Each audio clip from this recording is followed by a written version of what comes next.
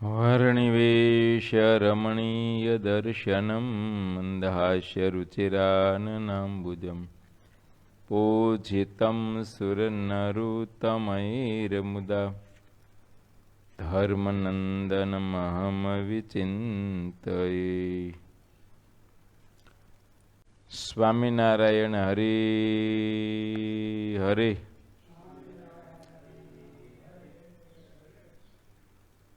श्री हरिचरित्रामृत सागर पूर 12 तरंग 32। भगवान श्री हरिए भुजनगर में यज्ञ सभा में बैठेला जे यजमानो अने जे याज्ञिको हता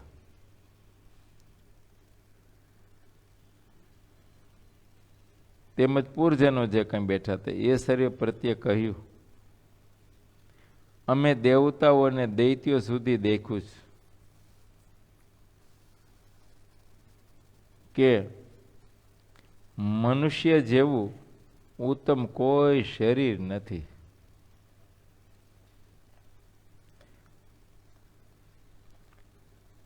દેવતાઓને અને દૈત્યોને મનુષ્યો કરતા સુખ અધિક છે.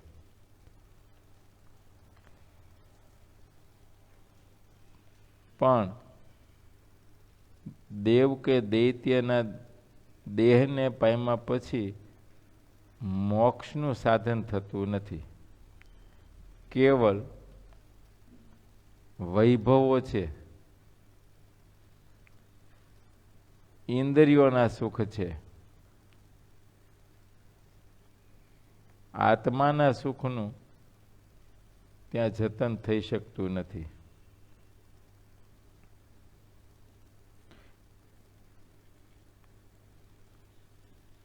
માટે ચિંતામણી જેવા આ શરીરને લોકો અજ્ઞાને કરીને તુચ્છ વિષય માટે ખોઈ નાખે છે. આખો જન્મારો બસ ખોઈ નાખે છે. આ જગતના તુચ્છ પદાર્થ, નાશવંત પદાર્થ જે કાયમ રહેવાના નથી, કે દેહ મૂકીએ તો સાથે આવવાના પણ નથી.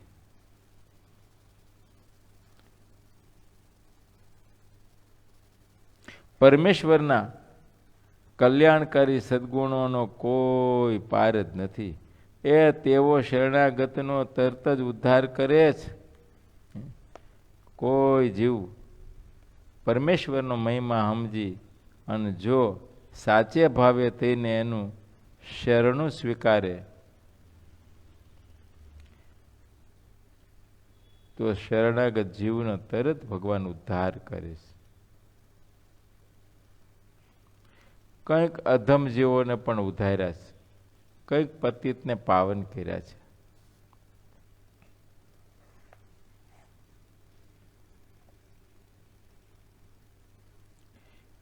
શરણાગત જીવના ચાહે તેટલા દોષ હોય તે બધાને ભગવાન માફ કરી દેશે. ભગવાન બહુ દયાળુ છે. કુસંગે કરીને, અજ્ઞાને કરીને જીવથી ગમે એટલા પાપ થઈ ગયા હોય અને એને ભગવાનનો કે ભગવાનના સંતોનો ભેટો થઈને સાચી વાત સમજાય અને ભગવાનના સાચે ભાવે કરી અને શરણું સ્વીકારે, પોતાથી થયેલા પાપનો પશ્ચાતાપ કરે, ભગવાનની પ્રાર્થના કરે તો ભગવાન દયાળુ છે. એના સર્વે પાપોને, એના દોષોને માફ કરી દેશે.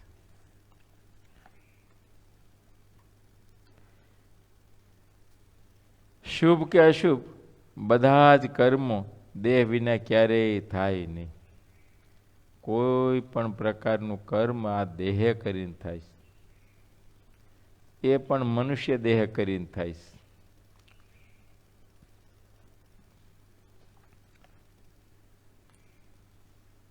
શુભ કર્મ એ પણ મનુષ્ય દેહ કરીને થાય છે, અને અશુભ કર્મ એ પણ મનુષ્યના દેહ કરીને થાય છે.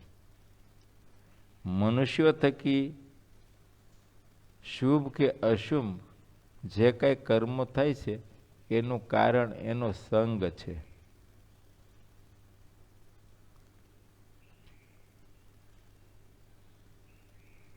જો મનુષ્યને કુસંગનો યોગ થાય તો અશુભ કર્મ થાય, અને એમને સત્સંગનો યોગ થાય, સત્સંગનો સંગ થાય, ભગવાનના સત્પુરુષો એમનો સંગ થાય તો એના કર્મ શુભ જ હોય.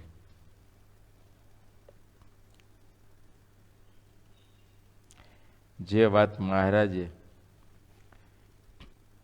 વચનામૃત પ્રથમ પ્રકરણનું 29મું ગોપાળાન સ્વામીને ઉદ્દેશીને વાત કરી છે.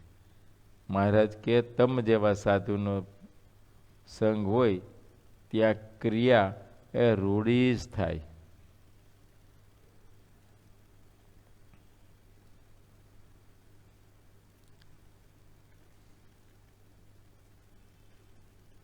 આ મનુષ્ય શરીર તો શુભ કર્મ કરવા માટે છે અને અશુભ કર્મનો ત્યાગ કરવા માટે છે.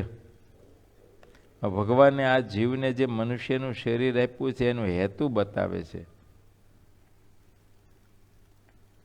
મહારાજ કહે છે એટલા માટે ભગવાને આ શરીર મનુષ્યનું આપ્યું છે આ જીવને, કે આ દેહ કરીને શુભ કર્મ કરવા અને અશુભ કર્મનો ત્યાગ કરવો.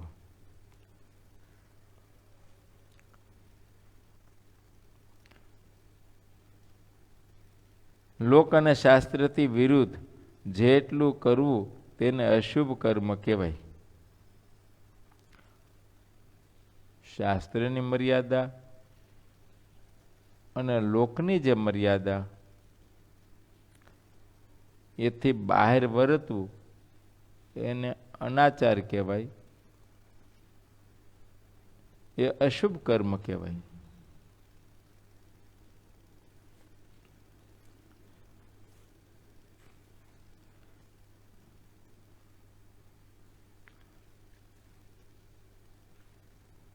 લોક અને શાસ્ત્ર જેનું પ્રમાણ કરે તેવું કરવું તેને શુભ કર્મ કહેવાય છે. અપાર રૂપાળું મનુષ્યનું શરીર પણ એ કપડાં પહેર્યા વિનાનું હોય તો જરાય સારું લાગતું નથી. માણસ થઈને પણ જો કોઈ વસ્ત્ર કાઢી નાખે તો કોઈ તેની સાથે સ્નેહ કે સંબંધ રાખતા નથી. ઉલટાનો પાગલ સમજે. એને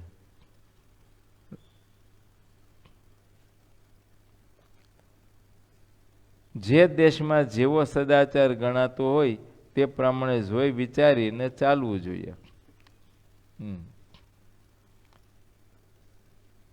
જે દેશનો જે સદાચાર, જે પરગણામાં જે એની પરંપરા ચાલી આવી, સદાચાર ચાલ્યો આવ્યો હોય,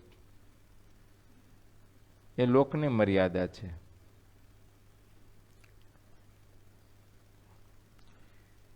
એને પણ વિચારવું જોઈએ અને વિચારીને એ પ્રમાણે ચલાય.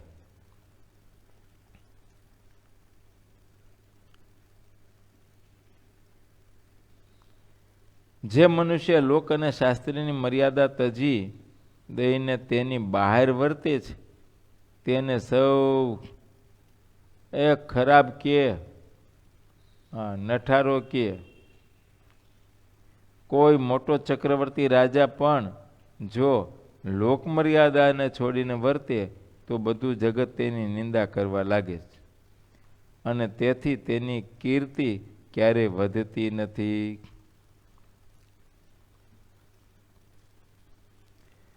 સમજુ માણસ કીર્તિ માટે ધન સંપત્તિનો ત્યાગ કરે છે. કરોડોનું ધન હોય તો પણ તેની સામે દેખતો નથી. જે ચક્રવર્તી રાજા હોય છે તે કીર્તિને માટે તો કરોડો શરીરનો પણ ત્યાગ કરે છે. સમજુ ડાયો માણસ હોય એ પોતાની આ જગતમાં કીર્તિ, પ્રશંસા, એમની ઇજ્જત, આબરૂ એ માટે કદાચ કોઈ ધન સંપત્તિનો વ્યય કરવો પડે, ત્યાગ કરવો પડે તો પણ કરી દેશે. પણ પોતાની ઇજ્જત જે છે, આબરૂ છે કે કીર્તિ છે નામના, એને ક્યારે લાંછન લાગવા દેતા નથી.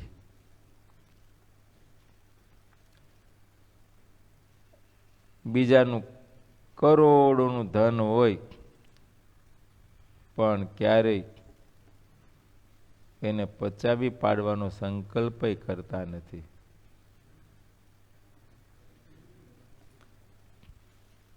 કેમ કે એવું સમજે છે આ અનીતિ કહેવાય, અણહક કહેવાય.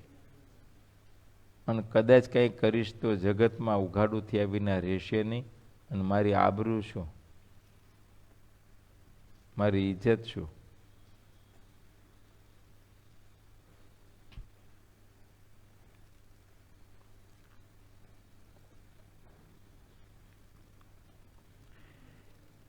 કીર્તિ શરીર અને ધન કરતાં મોટી છે.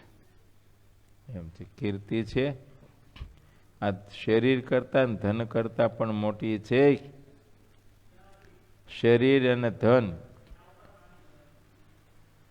એ કાયમ રહેતા નથી. અને કીર્તિ જે છે ને એ તો કદાચ શરીરને ધન જતા રહે પણ કીર્તિ તો એની અમર થઈ જાય છે. એના ઇતિહાસો લખાય છે. માટે એમની કીર્તિ તો યુગો યુગમાં ગવાતી રહે છે. માટે કીર્તિ છે એ શ્રેષ્ઠ છે. કીર્તિ વિનાની સંપત્તિને ખુવાર સમજે છે. જે સમજુ છે એ સંપત્તિને જરૂર ઊભી કરે છે, પણ કીર્તિમાં રહીને કહેતા નીતિમત્તામાં લઈને શાસ્ત્રની લોકની મર્યાદામાં રહીને એ ધન સંપાદન કરે છે કે જે ધન સંપાદનમાં એની કીર્તિ પણ રહેશે. અને સંપાદન કરેલું ધન પાછું કીર્તિ માટે જ વાવરે છે.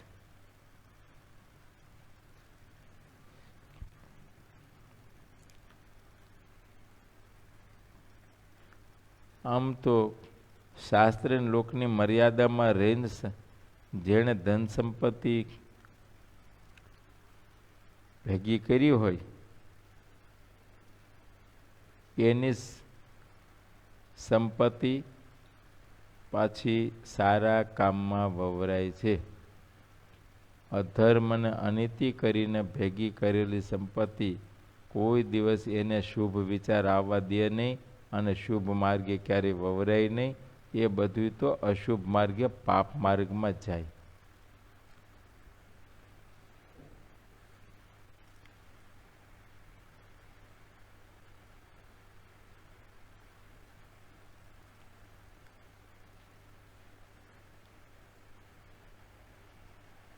માટે કીર્તિનો ત્યાગ કરીને ક્યારે સંપત્તિને ભેગી કરતા નથી. સમજુ માણસો જે છે એની આ સમજણ છે.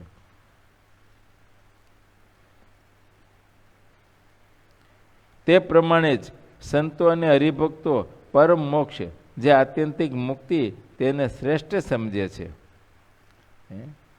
મહારાજ કે અમારા જે સંતો છે, હરિભક્તો છે, એ આત્યંતિકી મુક્તિ એને જ પરમ મોક્ષ સમજે છે ને એને શ્રેષ્ઠ મોક્ષ સમજે છે. જેમાં આ લોકમાં મનુષ્યો કીર્તિને મોટી સમજે છે, એમ આધ્યાત્મિક માર્ગમાં આત્યંતિકી મુક્તિને પામવું એ પરમ શ્રેષ્ઠ છે.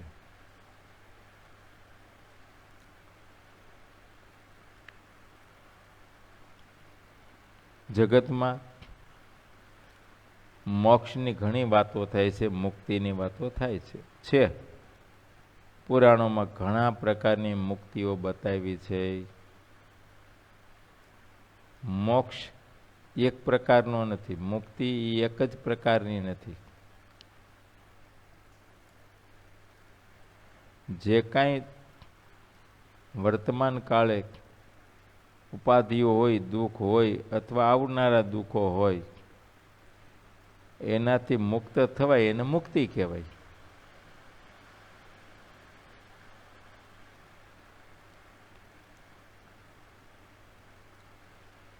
આ જીવને જમપુરીના દુઃખ ભોગવવા પડે એવા કોઈ પાપ કર્મ થઈને આવનારા દુઃખો હોય અને એનાથી કોઈ સારું એક કાર્ય થઈ ગયું, ભગવાનના સત્પુરુષોનો રાજીપો થયો અને રાજીપાને યોગ્ય કરી અને એને જમપુરીના દુઃખ મટ્યા તો એ મુક્તિ થઈ કહેવાય. તો જમપુરી મટી, 84 તો ઊભી રહે. કદાચ 84 પણ મટી જાય તો પણ એને મનુષ્યનું દેહ તો હજી ધારણ કરવાનું જ રહ્યું.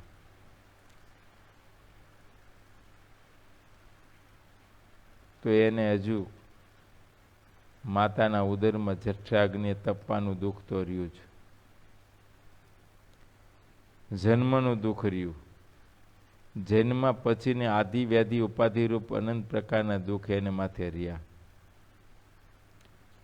જન્મ પછી વળી એને સત્સંગનો યોગ થાય, ભગવાનના સત્પુરુષોનો યોગ થાય અને ભગવાન ઓળખાય તો એને મુક્તિ મળે. એટલે વળી પાછી સંસ્કૃતિ કહેતા જન્મ મરણ તો શરૂ રહ્યું. મુક્તિ તો થઈ હતી જ, પણ દુઃખથી મુકાણો. સ્વર્ગને પામવું એને પણ મુક્તિ કીધી છે, પણ એ ક્યાં કાયમ છે? એ તો આ લોકમાં જે કંઈ શુભ કર્મ કર્યા હોય, પુણ્ય કર્મ કર્યા હોય, કોઈ તપસ્યા કર્યા હોય તો એ તપ અને પૂર્ણ દાન, એ તપ અને દાનને યોગ્ય કરીને જે કંઈ પુણ્ય પ્રાપ્ત થયું છે, પુણ્યને યોગ્ય કરી અને સ્વર્ગાદિકના સુખને પામે છે. મૂળ તો ત્યાંય સુખ તો દેહનું જ છે. જેમ આ લોકમાં આપણને મનુષ્યનું દેહ મળ્યું છે, એમ ત્યાં દેવનો દેહ મળે છે. દેહ તો આ દેહ જેવો જ છે.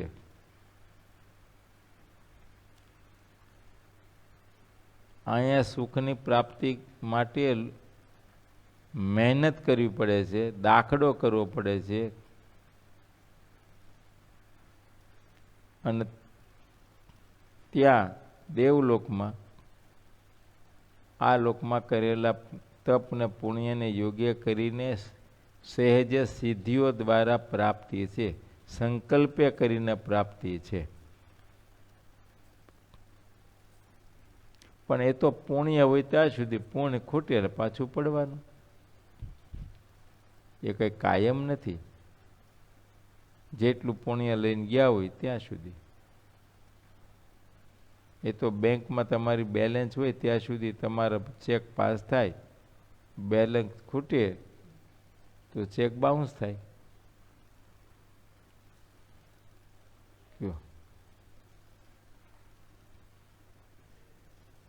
અને કદાચ બેંકમાં તમારી શીશી હોય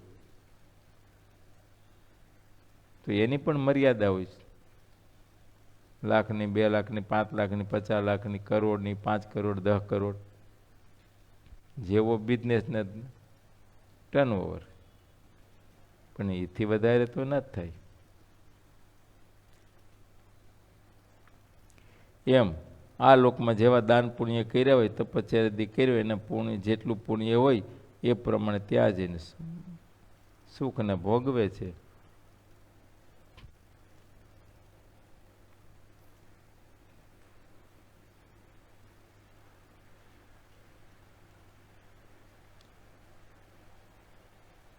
આત્યંતિક મોક્ષને માટે તો સંતો અને હરિભક્તો શરીર અને ધનને એ તરણા જેવા ગણેશ.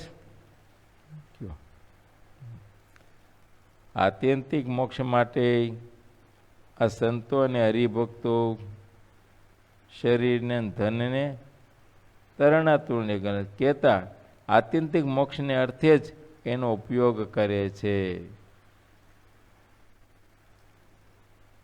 મોક્ષને માટે ધનને વાવરે છે અને શરીરે કરીને પણ જે કંઈ સેવાઓ કે સાધનાઓ એ પણ આત્યંતિક મોક્ષને માટે જ કરે છે, પણ બીજા કોઈ ફળની ઈચ્છા એ કરીને કરતા નથી. કેમ કે એને એ વાત સમજાણી છે કે આત્યંતિક કલ્યાણ એ જ પરમ શ્રેષ્ઠ સુખ છે, એથી પર કોઈ સુખ જ નથી. બાકીના જે સુખ છે એ તો અંતવત છે, નાશવંત છે. આ જગતમાં યશ અને અપયશ એ બે તો જ્યાં સુધી બ્રહ્માંડ રહેશે ત્યાં સુધી જ રહેવાના જ, આવું દેખવામાં આવે છે. ભગવાનના સંતો અને હરિભક્તો એને પ્રગટ ભગવાન કે પ્રગટ ભગવાનના સંતોને યોગે કરીને એને એવું જ્ઞાન પ્રાપ્ત થયું છે, એવી સમજણ પ્રાપ્ત થઈ છે કે આ જગતમાં ગમે એટલો યશ મેળવો હોય, ગમે એવી મોટી કીર્તિ મેળવી હોય, કદાચ આપણો દેહ પડી જાય તો પણ એની કીર્તિ કાયમ ગવાતી રહે, પણ તોય ક્યાં સુધી? આ બ્રહ્માંડ રહેશે ત્યાં સુધી, આ સૂર્યચંદ્ર તપશે ત્યાં સુધી. કેમ કે આ બ્રહ્માંડની પણ અવધિ તો છે જ, એ પણ એક વખત નાશ પામશે, તો કીર્તિ ક્યાં ઊભી રહેવાની કયો? પણ મોક્ષરૂપ જે કીર્તિ છે એનો ક્યારેય નાશ થતો નથી. ભગવાનનું જે ધામ એ અવિનાશી છે.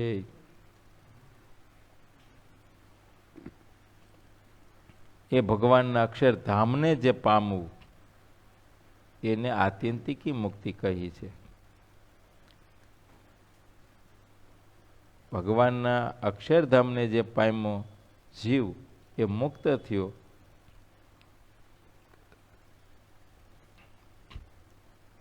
એ મુક્તને પછી પાછું પડવાનું નથી. એને પાછું આ દેહમાં આ લોકમાં આવવાનું નથી. અહીંયા હાય હોય કરવા, અહીં બળિતરા કરવા પાછું આવવાનું નથી. એ તો ભગવાનને સુખે સુખિયા થઈ જાય છે. કદાચ ભગવાન એમને આજ્ઞા કરે તો જીવોના કલ્યાણ કરવા માટે પોતે આ દેહનું ધારણ કરે છે, પણ એ તો સ્વતંત્રપણે આવે છે અને સ્વતંત્રપણે પાછા જાય છે. એ કોઈ કર્મવશ નથી આવતા કે કર્મવશ એને કોઈ દુઃખ ભોગવવાના રહેતા નથી.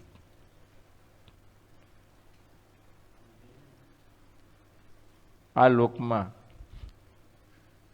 મનુષ્યને દેહ ધારણ કર્યું છે એટલે ક્યારેક દેહ રૂપિયા વર્તતા હોય એવું લાગે, એ પણ એક એમની લીલા સમજવી, બાકી એને કોઈ કર્મ નથી. પણ આ લોકમાં બધા ગુણ દેખાડે છે. માતા થકી જન્મવું, બાળ અવસ્થા, યુવા અવસ્થા, વૃદ્ધ અવસ્થા, નાના મોટા રોગાદિક બીમારીઓ, ટાળ તડકો ભૂખ તરસનું પણ ક્યારેક ઉત્પાત દેખાડે છે, પણ સ્વતંત્ર છે.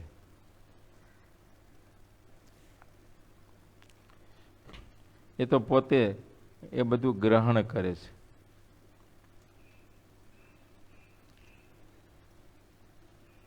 જે મોક્ષરૂપ કીર્તિ છે તેનો ક્યારેય નાશ થતો નથી. તે મોક્ષરૂપ કીર્તિ સર્વોત્તમ છે અને ઘણી અનુપમ છે.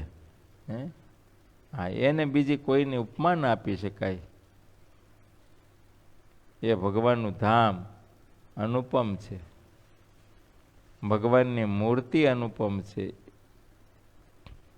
એ ત્યાંના સુખ અનુપમ છે કે જે સુખને બીજી કોઈ ઉપમા આપી શકાય નહીં.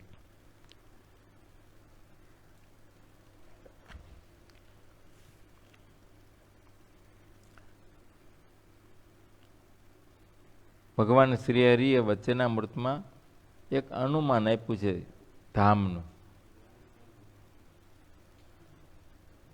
કે ભગવાનનું જે ધામ છે એ કેવું પ્રકાશમાન છે.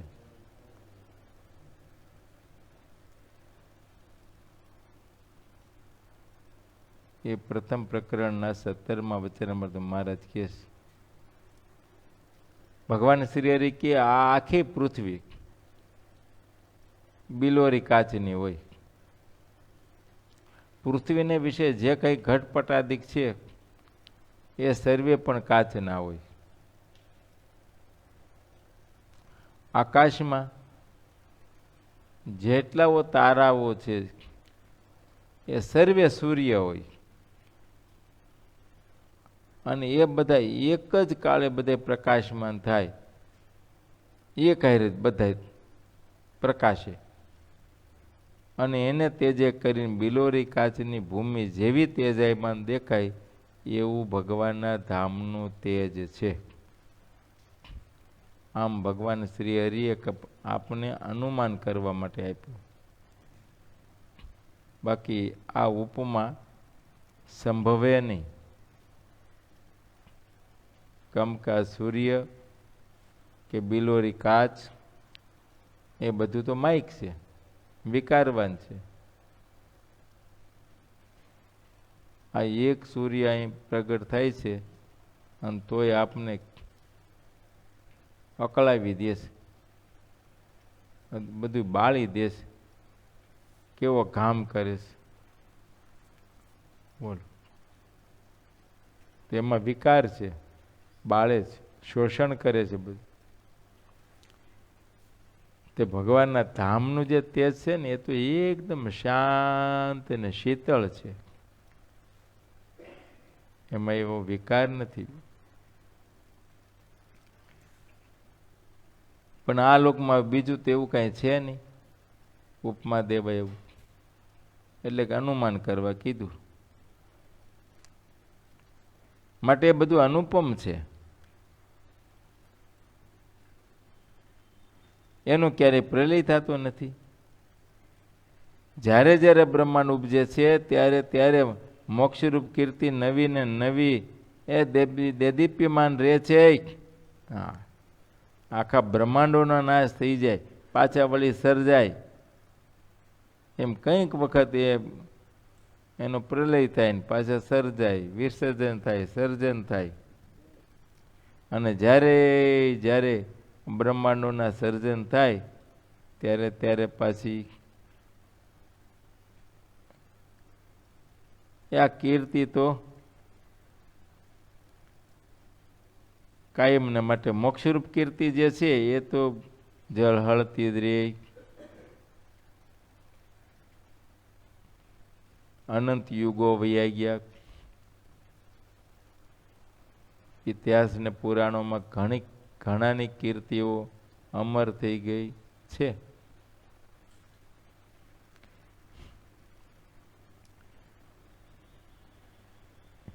એનો ક્યારેય પણ કાળ નાશ કરી શકતો નથી.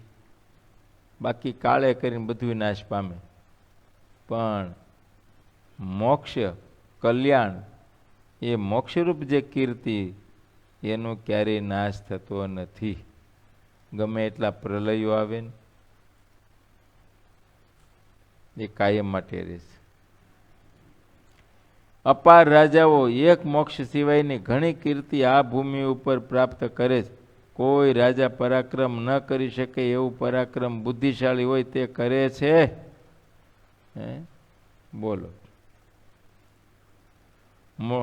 કંઈક મોટા મોટા રાજાઓ થઈ ગયા અને આ લોકમાં પોતાની નામના ને કીર્તિ વધારવા માટે, બોલો, જે આખી પૃથ્વીમાં પોતાની કીર્તિઓ વ્યાપે એને માટે કંઈક મોટા મોટા પરાક્રમો કરે. કોઈ રાજાથી ન બની શક્યા હોય ને એવા મોટા મોટા પરાક્રમો કરે. બોલો,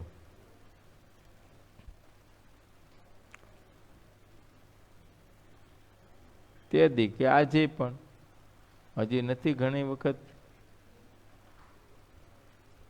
મોટા મોટા કઈ પરાક્રમ કરતા કે જેથી કરીને ગ્રીનિચ બુકમાં નામ આવે, મોટા મોટા નોબેલો પામે. એ કીર્તિ માટે જ થાય છે.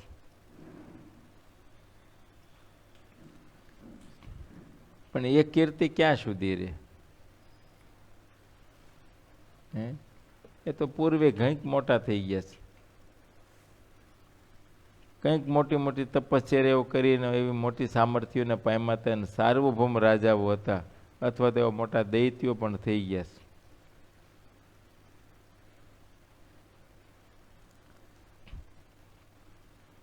આજ કોઈ જાણતું નથી, કોઈ ઓળખતું નથી કોણ હતા ને ક્યાં હતા ને કેવા હતા ને ક્યારે થઈ ગયા.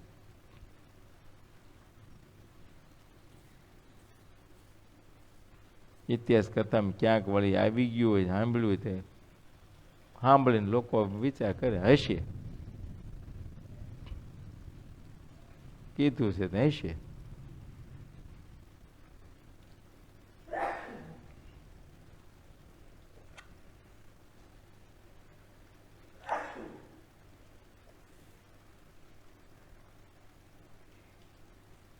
કંઈક મોટા થઈ ગયા કે પોતે એવા મોટા પરાક્રમો કર્યા, એવા મોટા કાર્યો કર્યા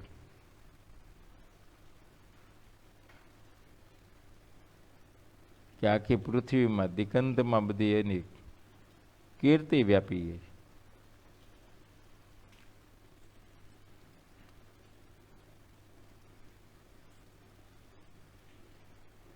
અરે આ લોકમાં તમે જુઓ તો ખરે અત્યારે હાલમાં પણ કંઈક મોટા મોટા મહેલો છે.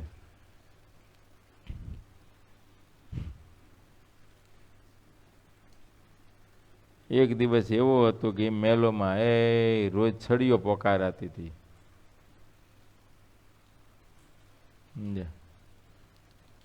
બાપુ પધારતા હોય ને તો ઘણી ખમ્મા થતું. કંઈક ઢોલ નગારા વાગતા હતા, ચોઘડિયાઓ વાગતા હતા. એ જ મેલ એલા ભૂતિયા મકાન થઈ ગયા, ભૂતિયા મકાન, ભેકાર છે. જાતાય બીક લાગે.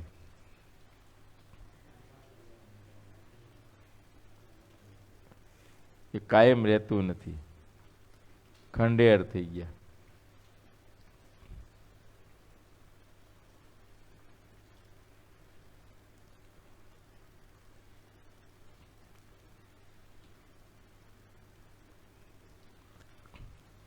ઐતિહાસિક રીતે જોઈએ તો આપણો વસઈનો કિલ્લો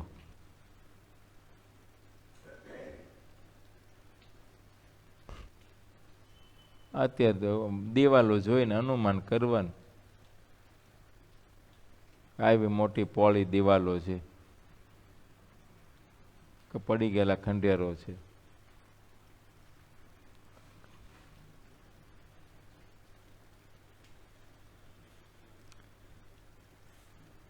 એક વખત એનો જમાનો હતો,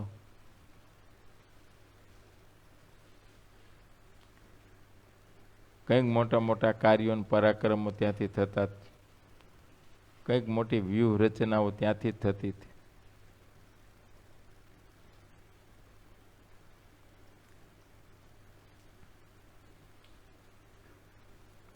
અપાર રાજાઓ એક મોક્ષ સિવાયના ઘણી કીર્તિ આ ભૂમિ ઉપર પ્રાપ્ત કરે છે.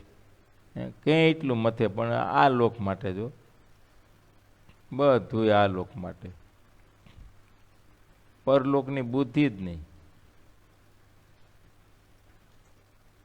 બસ એને કોઈ સંકલ્પ નથી થતો કે આ દેહ પડ્યા પછીની મારી ગતિ શું.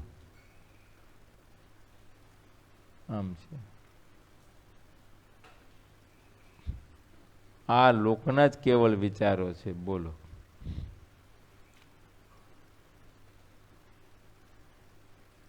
પરલોકની વાત જ નહીં. કે આ ટૂંકી જિંદગી ક્યાં સુધી આપણે જવાના, કેટલું જીવવાના, તો પછી શું. માટે વિચારવું જોઈએ.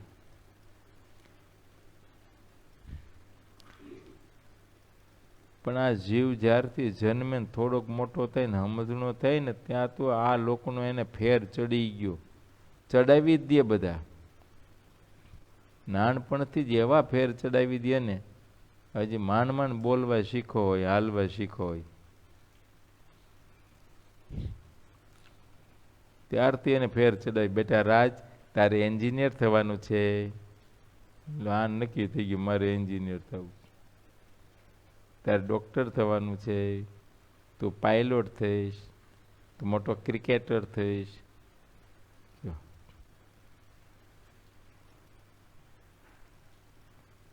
કોઈ એમ ન કીધું તારે મોટો ભગત થવું છે.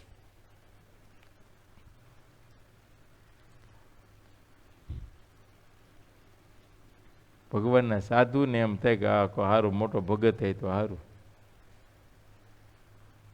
બાકીને સંસારીને તો સંકલ્પ જ ન થાય, એને તો એના જેવો કરવો છે. આમ છે.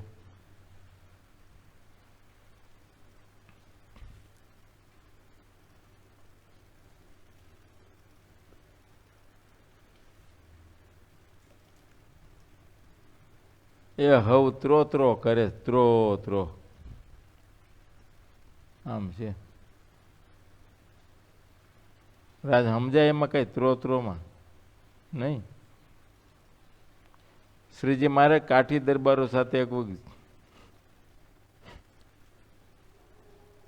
વડતાલ જવા માટે નીકળ્યા. હવે એમાં હાલતા બધા ઘોડેસવારો દેતા દરબારો, બીજા કોઈ હતા નહીં પાળાવો.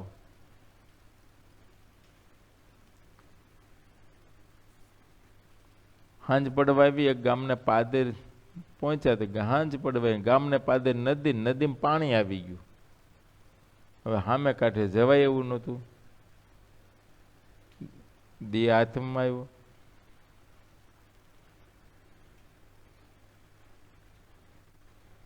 વરસાદનો સમય, બહુ લાંબેથી આવ્યા હતા. એટલે સુરા બાપુને એમ થયું લાવું ને ઘોડું પાઈ લઉં. એટલે હળવેકથી ઘોડું આમ નદીને કાંઠે લઈ ગયા, થોડું અંદર નાખ્યું. હવે અંદર નાખ્યું પણ ઓલું પાણીનું પૂર આવેલું ને, તે પૂરને કારણે ઘોડાને પગ હેઠેથી આમ રેતી હરે, સમજ્યા ને, ઘોડું ખેહાય.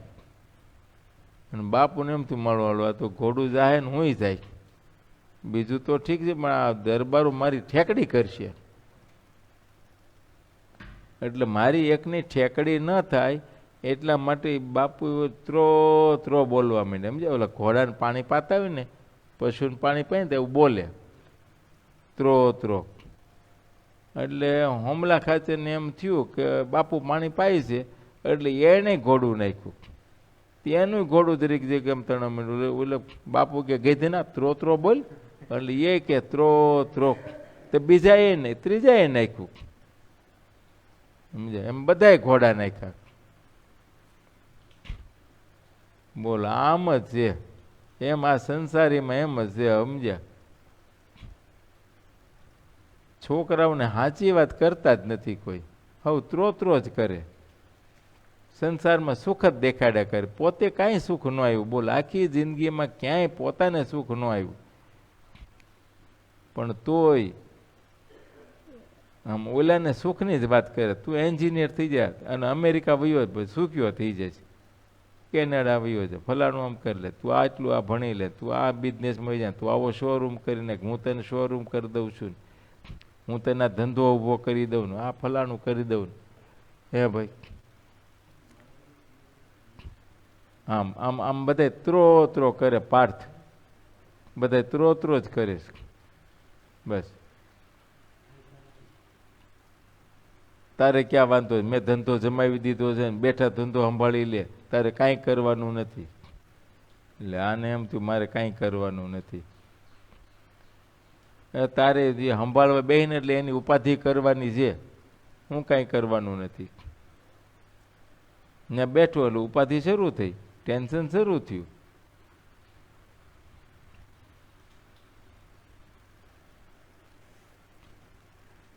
અને જીવમાં રાગ પડ્યા છે ત્યારે મનાઈ જાય છે ને સમજાય છે, હાથ પડી જાય. બોલો એમાં એ તો કોક માયા પરનો હોય કે જે એમાં બંધાય નહીં ક્યાંય, ઈ એવું સમજે. ગધેડાનો ભાર ગધેડો ખે, આપણે હું ઈ ભાર ખેવા નવરો તૈયાર થાય નહીં. અને કદાચ કોઈ મૂકે ને પર્યાણે તોય સમજ્યા. હા,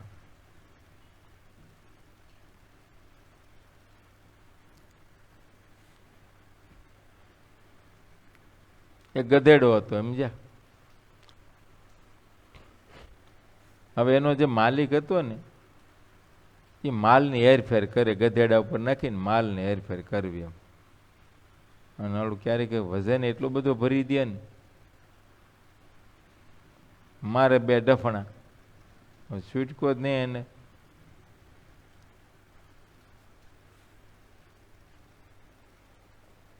આમ મીઠાની સપ્લાય નાખો, માથે માલ ઘણો બધો ભરી દીધો, અને ભાઈ થોડું આવું ચોમાસું ને આવું જવાનું ને એમાં વચ્ચે નદી આવે, નદીમાંથી ને હાલવાનું. બરાબર નદી વચ્ચે ગયો અને ગધેડો બેહી ગયો. આમ થાકનો કારણે બેઠો તો, એ બેહી ગયો થાકને કારણે. પછી ઊભો થયો ને તો મારું હળવું થઈ ગયું. ગધેડાને આઈડિયો આવડી ગયો કે આ હારામ હારું છે, હવે આમ કરવું આપણે, જ્યારે અહીંયા આવે ને ત્યારે બેસી જવું. ગધેડો આમ કરવા માંડ્યો, ઓલો કંટાળ્યો. કયો પછી ઓલા પોઠિયો રાખ્યો બળદ, એના ઉપર નાખીને લઈ જવા માંડ્યો. એ થાકી જવા માંડ્યો. ઓલાને છૂટો મૂકી દીધો તો એ તો ઉકડા ફોળે ખાઈને આનંદ કરે, છૂટો કરી દીધો એટલે મોજ કરવા માંડ્યો. એ તો એમાં પોઠિયો ને ગધેડો બે ભેગા થઈ ગયા. ગધેડો કે કા કેમ છે? અરે મરી ગયા કે, એટલો માલ ભરે છે ને તે સહન થતું નથી.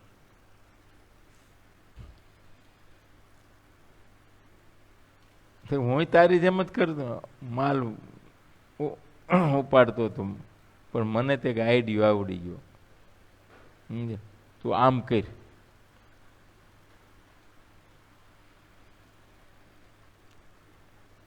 બોલો પોઠિયો કે મારાથી ન થાય.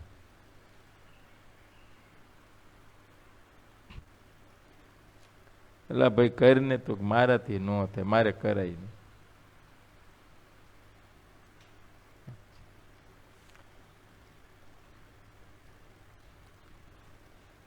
શું વાંધો એ કે તારી મામા ને મારી મામા ફેર છે.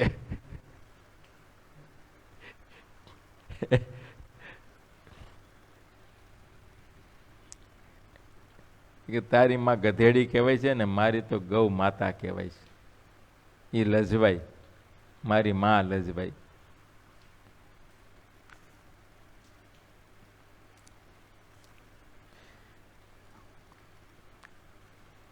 માટે ધ્યાન રાખવું. આપણા કપાળમાં તિલક ચાંદલો હોય, આપણે હરિભગત કહેવાતા હોઈએ, સત્સંગી કહેવાતા હોઈએ, લોકોને આપણા પ્રત્યે કંઈક આદરભાવ હોય, ઘણી વખત એક સારી ભાવના કરતા એક હરિભગત છે, સત્સંગી છે. માટે તિલક ચાંદલો લજવાય નહીં એવું જીવન જીવવું. કદાચ કુસંગનો યોગ થાય અને કોઈ ગધેડા જેવા હોય ને ભોળવા માંડે તો ભોળવાવું નહીં, વિચારવું. સમજ્યા? કે મારા પૂર્વજો કોણ છે, મારો ધર્મ કયો છે, મારા ગુરુ કોણ છે, આવું કંઈક વિચાર કરવો. એ લજવાય નહીં એનું ધ્યાન રાખવું.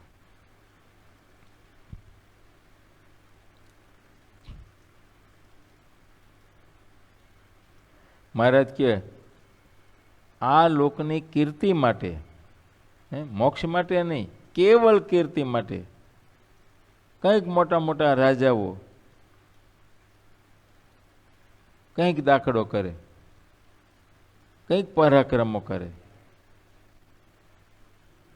અરે કોઈ રાજાએ ન કર્યા ને એવા પરાક્રમ કરે, એવા બુદ્ધિશાળી હોય, બોલો.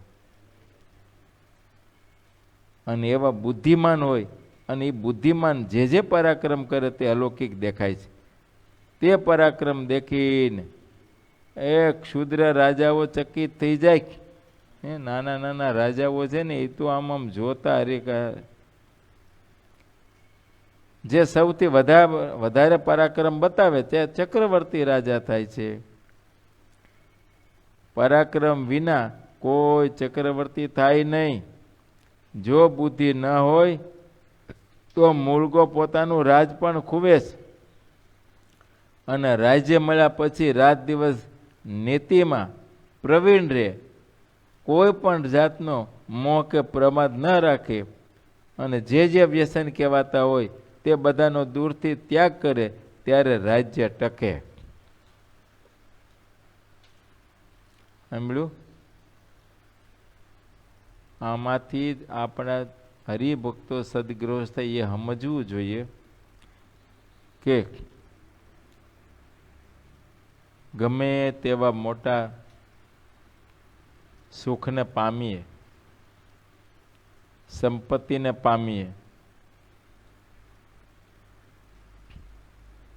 પછી નીતિમાં રહેવું. હા, એવી કઈ કળા શીખવી, એવી સદબુદ્ધિ હોવી જોઈએ. હા, નીતિમાં રહેવું, એમાં પ્રવીણ, હોશિયાર થવું, સજાગ રહેવું. પણ કોઈ પણ જાતના આ લોકના મોહ કે પ્રમાદ રાખવા નહીં. જો ક્યાંક મોહ પામ્યા, અધિક લોભમાં બીજે ત્રીજે, અથવા તો પ્રમાદી થઈ ગયા,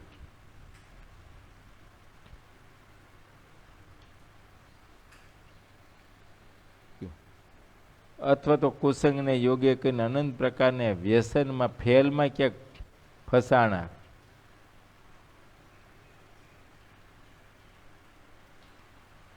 ત્યારે એ સુખ ઊભું રહેશે નહીં. માટે બહુ સજાગ રહેવું. કોઈ પણ પ્રકારનો મોહ કે પ્રમાદ કે કહેવાતા કોઈ પણ પ્રકારના વ્યસનો, એનાથી દૂર રહેવું, કુસંગથી દૂર રહેવું.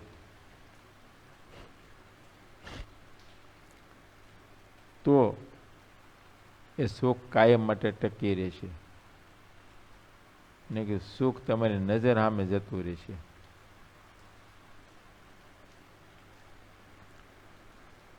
રાજા થયા પછી પણ જે વ્યસની થયા છે તેનું બધું રાજ્ય ગયું છે.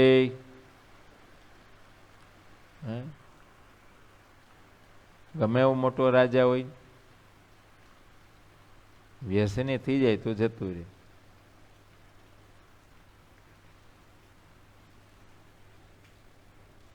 કયો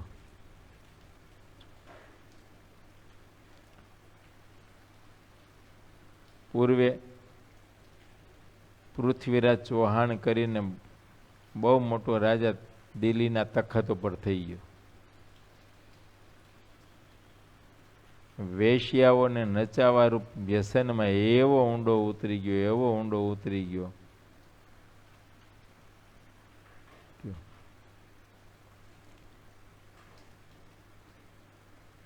એના દુશ્મન જે રાજાઓ, એની ફોજ છેક સુધી આવી ગઈ, પણ ત્યાં સુધી નચાવતો જ રહ્યો, વ્યસનને આધીન થઈને. છેવટે એનું મોત થયું એમાંથી.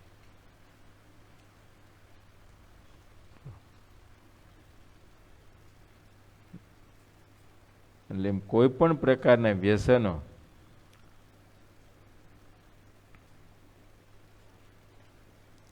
એ ખુંવાર કરી નાખે.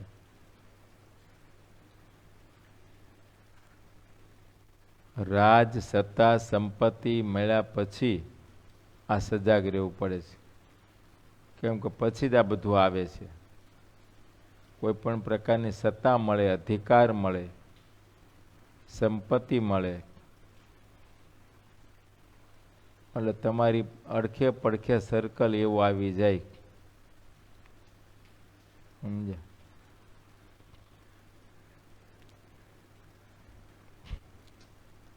તમે આ જગતમાં જેમ જેમ મોટાઈને પામો ને એમ તમને એ બધાના ઘણી વખત પનારા પડે.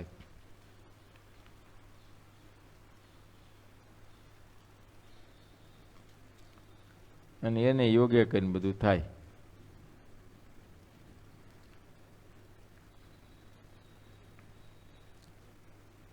મહારાજ કે રાજા થયા પછી પણ જે વ્યસની થયા છે તેનું બધું રાજ ગયું છે. વ્યસન, મોહ અને પ્રમાદ એમને લીધે તો અનંત રાજાઓ રાજ્ય ખોઈ બેઠા છે. મોહ, મોહ છે ને એ એક અંધકાર છે, તમોગુણનું કાર્ય છે. એને ભૂજતું જ નથી મારે હું કરવાનું છે ને હું કરું છું એમ. અને કરવાનું હોય એ ન થાય, ન કરવાનું થાય, એને મોહ કહેવાય. સમજ્યા? કરવાનું છે એ ન થાય, ન કરવાનું થાય. અને ન કરવાનું કરતો હોય એમાં જ એને પાછું સાચું મનાતું હોય ને સુખ મનાતું હોય. એ સાચું મનાઈ ગયું ને એ જ મોહ. ખોટામાં સાચાની ભાવના જે થઈ ગઈ એનું નામ મોહ. બસ. હાલું આમ જોતા તો આખી દુનિયા મોહ વશે જ છે. આ જગત આખું નાશવંત છે. આ જગતના પદાર્થ માત્ર નાશવંત છે. અને આ જગતના પદાર્થ માત્ર દુઃખરૂપ છે. છતાં એમાં સુખની ભાવના થઈ ગઈ છે. બોલો, એ પણ એક મોહ છે. આમ છે. કરવાનું ન થાય, ન કરવાનું થાય. મોહ છે.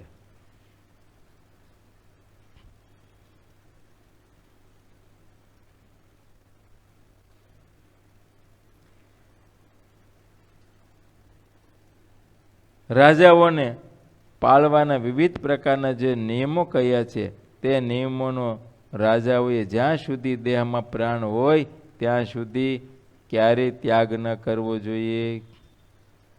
શાસ્ત્રોમાં રાજાઓને માટે નિયમો એટલે કે નીતિ બાંધી દીધી કે રાજાઓએ આ રીતની નીતિમાં રહેવું જોઈએ, આ નિયમો પાળવા જોઈએ. જેમ ભગવાન શ્રી હરિએ આપણે માટે સત્સંગમાં નિયમ બાંધી આપ્યા છે. દારૂ, માટી, ચોરી, અવેરી, વટલવું નહીં, વટલાવવું નહીં. એ સિવાયના પણ બીજા કંઈક નિયમો નાના મોટા હોય. મહારાજે કીધું અમારા જે શાસ્ત્રો છે, સાંપ્રદાયિક જે ગ્રંથો, એમાંથી વિશેષ જાણી લેવા. અને એ બધા પાળવાના છે.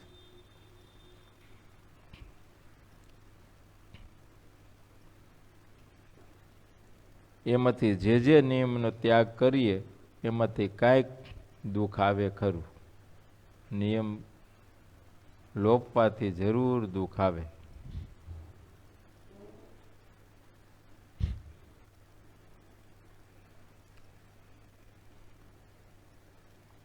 માટે દેહમાં પ્રાણ હોય ત્યાં સુધી ક્યારેય એ નિયમનો ત્યાગ ન કરવો.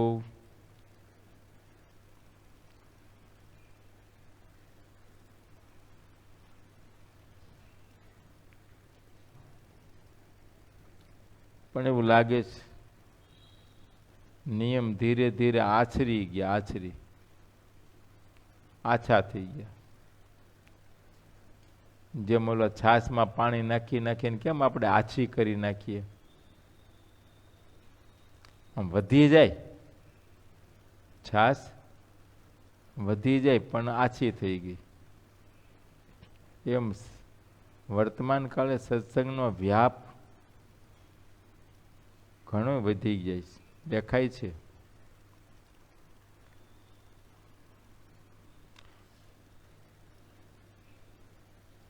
જો કે આમ ગણતરી કરીએ તો એવું લાગે છે જૂના મહારાજ સમકાલીનના ઇતિહાસ કથાઓ જોતા કે મહારાજની હયાતીમાં કે ત્યાર પછી નંદ સંતો અને નંદ પંક્તિઓ હતી કે ત્યાર પછીની દાસ પંક્તિ આવી. એ વખતનો જે સત્સંગ હતો એવું અત્યારે તો નથી, કદાચ એટલો પણ નથી.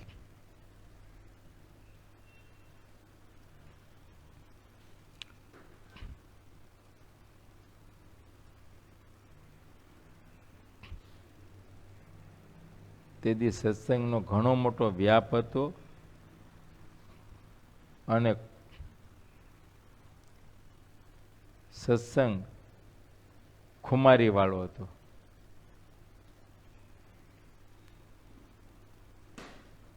સમજ્યા?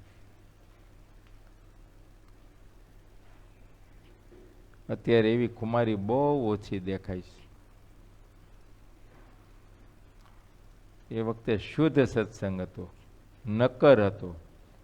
અને અત્યારે સત્સંગ આમ ઉપરથી દેખાય છે પણ માહિતી પોલો થઈ ગયો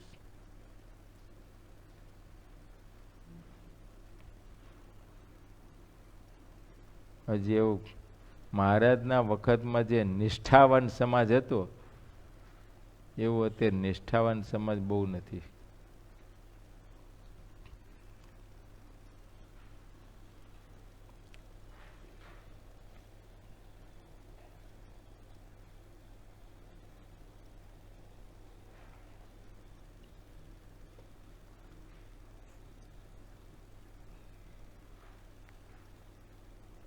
અત્યારે આપણે શું છે, શહેરમાં આવ્યા એટલે આપણે શહેરમાં સત્સંગ દેખાય છે એમ, પણ એ તો ગામડાવાળા શહેરમાં વહી આવ્યા, ગામડા ખાલી થઈ ગયા. અને ગામડામાંથી શહેરમાં આવ્યા પછીથી ગામડામાં હતા તો સત્સંગ હતો, શહેરમાં આવ્યા પછી ઘણા એનો આઢી ગયો.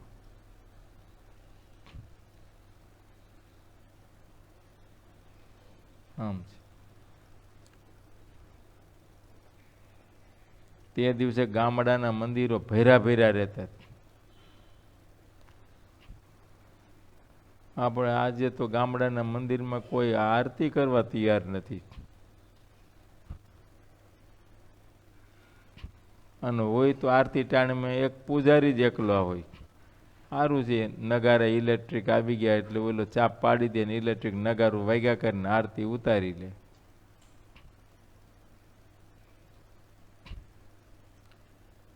આમ છે.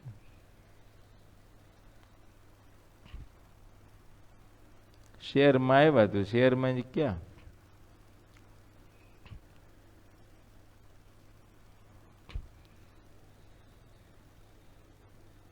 શહેરમાં તો રવિ સભા જેવું રાખો તો આવ્યા હોય. એમાં બે કામ થાય, દર્શન થઈ જાય, સત્સંગ થઈ જાય, સાંજે પ્રસાદ જમતા જાય. એક એક ટાઈમની માથાકૂટ ગઈ.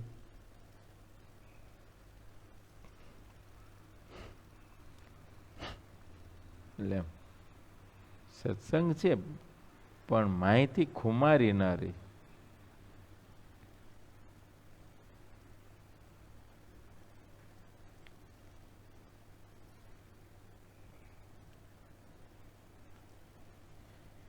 નિયમ વગરની ઘણી મોટી કીર્તિ હોય તો પણ તે જાતે દાડે દિવસે દિવસે ઘટતી જાય છે.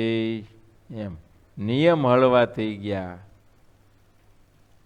સત્સંગી છે પણ સત્સંગમાં સત્સંગીને જો નિયમની બાબતમાં જરીક દબાવો ને તો હાવ પોલું.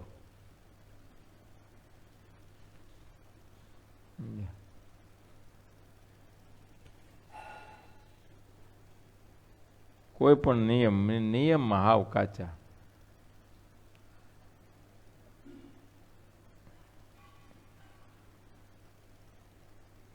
અમે પરા વિસ્તારમાં સત્સંગ સભા કરતા હતા. એને સભા કરતા કરતા એક પરામાં ગયેલા ને પછી દિવસની સભા હતી ને પછી રાત્રિનો તે રાત્રિ હરિભગતને ઘેરે ઉતારો હતો.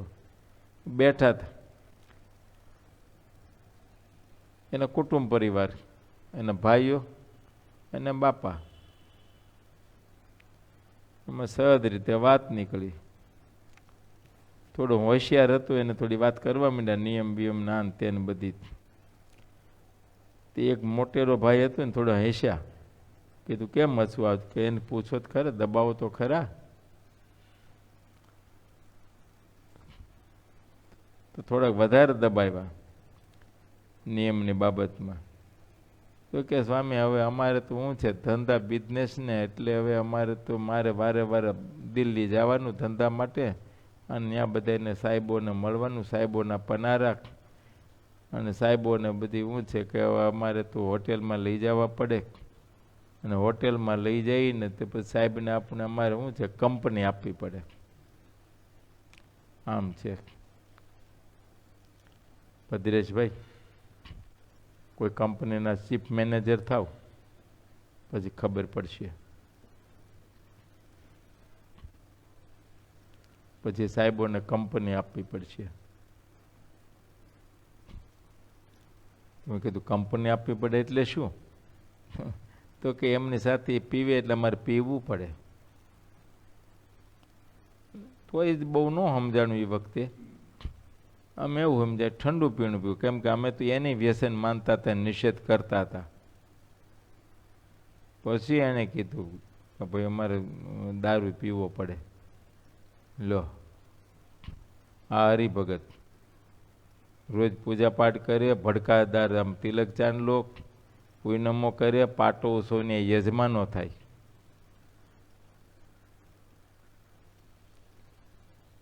આપણે લાગે કહેવાય મોટા હશે, હે આવા મોટા યજમાન પદ લેતા હોય એટલે મોટી સભાઓમાં એને શું છે એ મોટા મોટા સંતો એને હાર પહેરાવીને એનું સન્માન કરતા હોય. આપણને એમ થાય કે બહુ હારા હરિભગત છે, પણ જ્યારે દબાવો ને તો આવું જ પોલું નીકળે. બોલો, ઘણી જગ્યાએ આમ નીકળે. ઉપરથી ઉજળું દેખાય.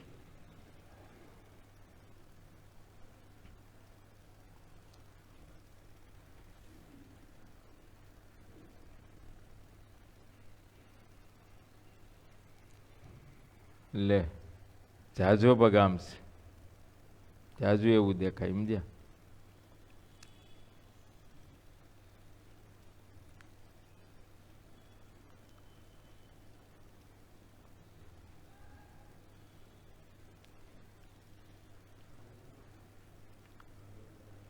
નિયમ વગરની ઘણી મોટી કીર્તિ હોય તો પણ તે જાતે દાડે એ દિવસે દિવસે ઘટતી જાય.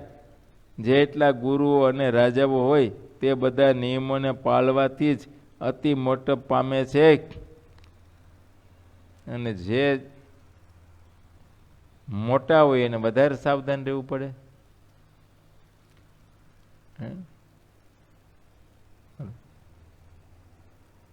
પ્રજામાં રાજા મોટો કહેવાય,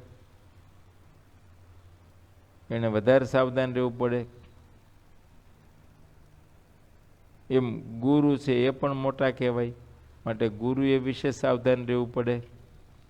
એમ જે સ્થાનમાં જે ક્ષેત્રમાં જે મોટો હોય એને વધારે સાવધાન રહેવું પડે, કેમ કે અનુયાયી સમાજ એને અનુસરીને વર્તતો હોય છે.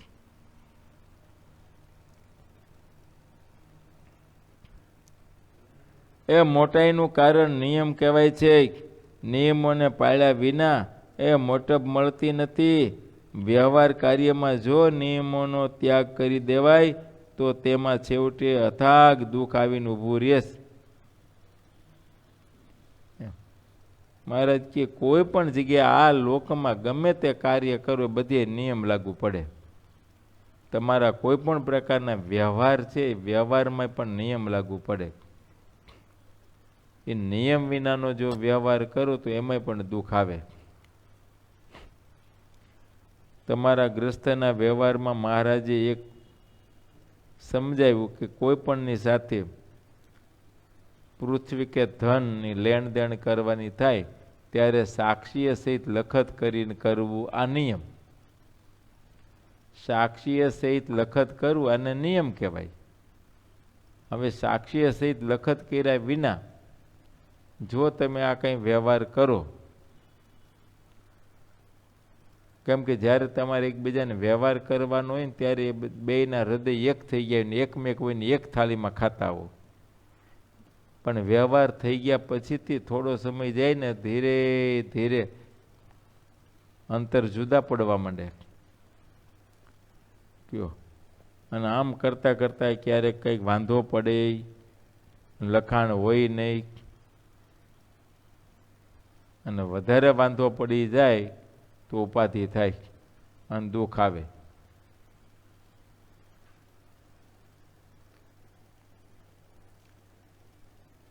એટલે આ તો એક ઉદાહરણ છે, એક્ઝામ્પલ.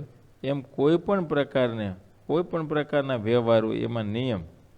તો મહારાજનું કહેવાનો ભાવ એ છે કે આ લોકના જે કોઈ વ્યવહાર કરવા છે એમાંય નિયમ હોય તો તમને સુખ આવે ને કે આ લોકના વ્યવહારમાં સુખ નથી આવતું તો પછી આપણે તો આત્યંતિકી મુક્તિને પામવું છે, બહુ મહા મોટા સુખને પામવું છે, તો નિયમ વિના સુખની પ્રાપ્તિ કેમ થાય? માટે મોક્ષને માટે જે શાસ્ત્રોમાં નિયમો બતાવ્યા છે, સ્વામિનારાયણ ભગવાને જે આપણને વર્તમાનો આપ્યા છે એ નિયમનું સાવધાન થઈને પાલન કરવું.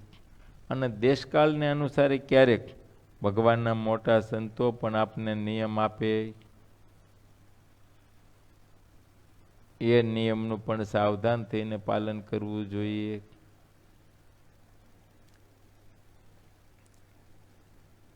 અને જો એ નિયમમાં કઈ આગા પાછા થઈએ તો દુઃખ આવે. સમજ્યા? નોતરવું ના પડે. આ વેજ વગર નોતરે. એ નિયમમાં જ ખાવું પીવું જોઈએ. લો પેલી બાબત ત્યાં આવી, એ જ મૂકી દીધું. ખાવા પીવામાં ક્યાંય નિયમ જ ન રહ્યા. અત્યારે વર્તમાન કાળે બધું 18 આલમનું હાલે.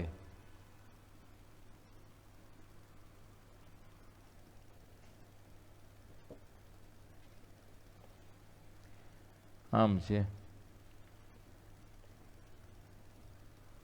હવે તો જીભડિયું એવી બધી લાંબી થઈ ગઈ છે ને, હે ભાઈ પ્રકાશ, આકાશ,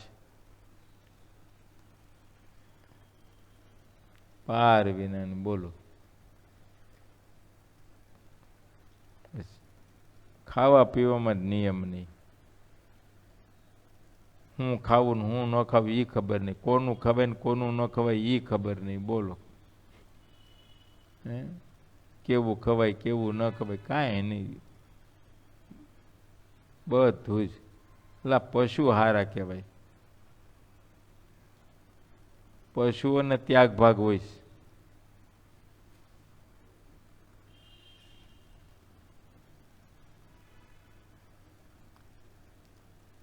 આમ છે.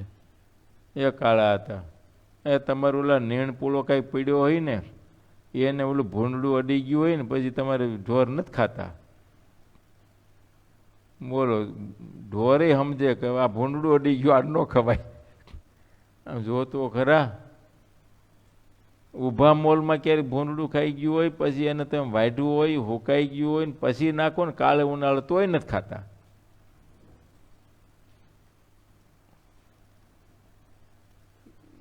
એમ છે. છતાંય મહારાજ પરમાત્માએ જે 84 લાખ પ્રકારના જીવોનું જેવી રીતનું દેહનું બંધારણ કર્યું છે ને, એ એના નિયમનો ત્યાગ કરીને કોઈ વર્તતા નથી. 2 પ્રકારના પ્રાણીઓ છે, કોઈ માંસાહારી છે અને કોઈ શાકાહારી છે, કોઈ મિશ્રાહારી પણ છે.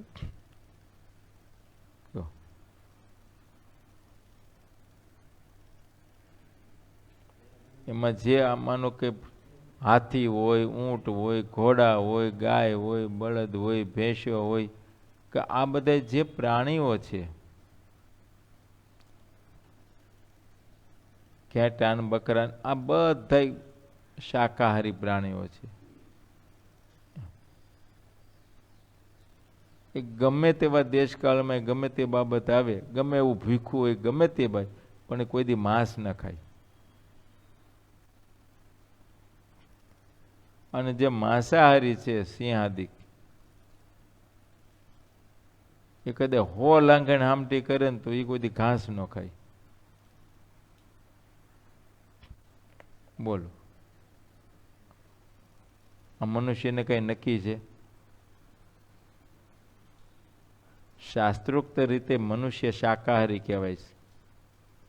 હા, પછી અત્યારે વૈજ્ઞાનિકોએ એને મિશ્રાહારી કરી દીધા હોય, કે મનાવી દીધા હોય ને હવે ભણાવી દીધું છે, ભણવામાં પણ એ જ આવે છે. પણ મનુષ્ય છે એ શુદ્ધ શાકાહારી છે.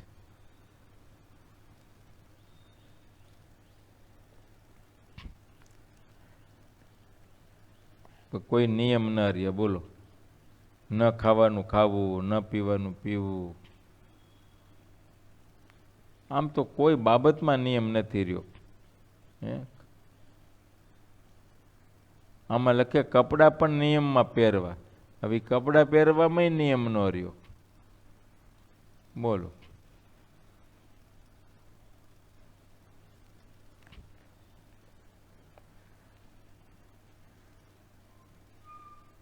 એમાં હવે આ નવી પેઢી તો વાત જ મૂકી દો.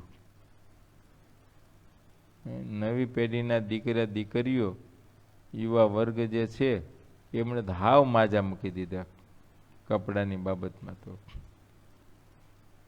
કેડથી ઉપરનું કપડું છે એને ટૂંકું કરવા માંડ્યા, કેડથી નીચેનું ટૂંકું છે એને ટૂંકું કરવા માંડ્યા. અમે ટૂંકું કરતા કરતા હવે તો હાવ ટૂંકા કરી નાખ્યા.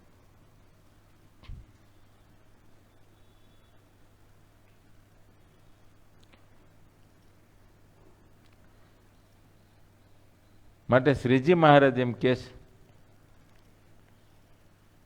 આ હરિચરમ સાગરના 12ના પૂરના 32ના તરંગમાં મહારાજ કહે છે, નિયમમાં ખાવું પીવું જોઈએ. એ કપડાં પણ નિયમમાં જ પહેરવા જોઈએ. નિયમમાં સૂવું અને ઉઠવું એ નિયમ ન રહ્યા. સુવાનો કઈ નિયમ નહીં, ઉઠવાનો એ નિયમ નહીં.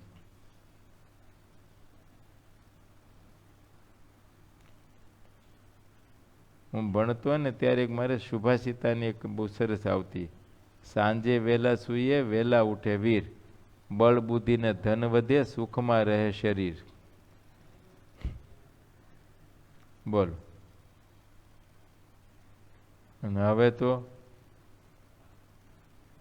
કાંઈ નક્કી જ નહીં. આમ પથારીમાં પીડ્યા હોય પણ હાથમાં મોબાઈલ વોટ્સએપમાં હોય. બસ એ રાતના ગમે એને વોટ્સએપ કરું તો આમ ઓનલાઈન જ હોય. 1 વાગ્યો હોય, 1:30 વાગ્યો હોય, 2 વાગ્યા હોય. બોલો, આ યુવા વર્ગે તમે જુઓ તો એકબીજા ઓનલાઈન જ હોય, બોલો રાતના. હવે દિવસે 10 વાગ્યા સુધી ઉડતા છે, ઉતા જ રે ને.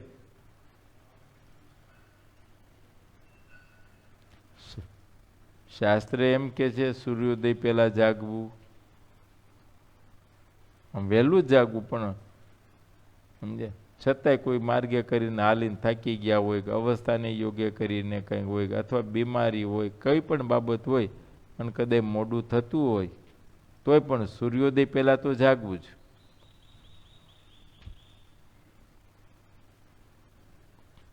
બાકી શાસ્ત્રો તો એમ કે છે બ્રાહ્મ મુહૂર્તમાં જાગવું.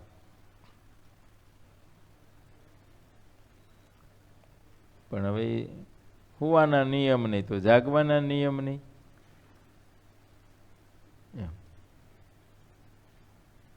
બધું નિયમ વિરુદ્ધ થવા માંડે એટલે આપણું શરીર રોગનું ઘર થાય, અને એને કારણે અનંત પ્રકારના રોગ આવ્યા.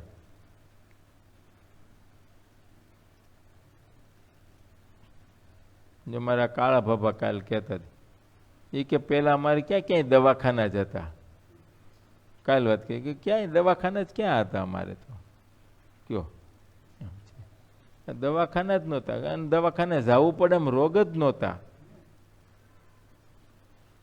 હવે આ બાબત ઘણા નીકળી, જિંદગીમાં કોઈ દી દવા ટીકડી નથી લીધી, એવા ઘણા છે. ગામડાવાળા ઘણા નીકળે, શહેરવાળા હજી હોય ટીકડીઓવાળા, પણ ગામડાવાળા ઘણા ભાભા એવા, ભાભાને ડોસ્યું બોલે એની જિંદગીમાં કોઈ દી કોઈ એલોપેથિક દવાઓ જ ન લીધી હોય, ટીકડી જ ન લીધી હોય.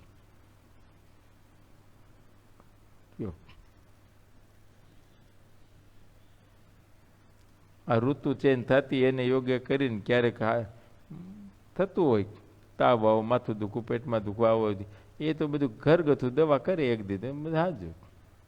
અને એને તો દવામાં બીજું કાંઈ નહીં, કોઈ પણ પ્રકારની બીમારી કાંઈ પણ આવી ને એક દી ભૂખ્યું રહેવાનું, તાવ આવે તો ભૂખા રહેવાનું, 2 દી લાંઘણ કરે તાવ વયો જાય. એટલે બોલો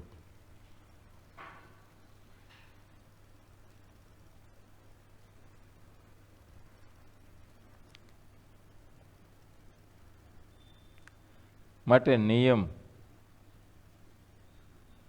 અત્યારે જે કંઈ અનંત પ્રકારના જે રોગ, એ રોગનું જો કોઈ કારણ હોય, ઇન્દ્રિયોના આધીન થઈ નિયમના ત્યાગ કર્યા, એને કારણે આપણે આ રોગ નોતર્યા છે. અને જે મનુષ્યો આવી રીતે નિયમમાં રહે છે એને કોઈ વાંધો નથી, કોઈ એને રોગાદિક બીમારીઓ આવતી નથી.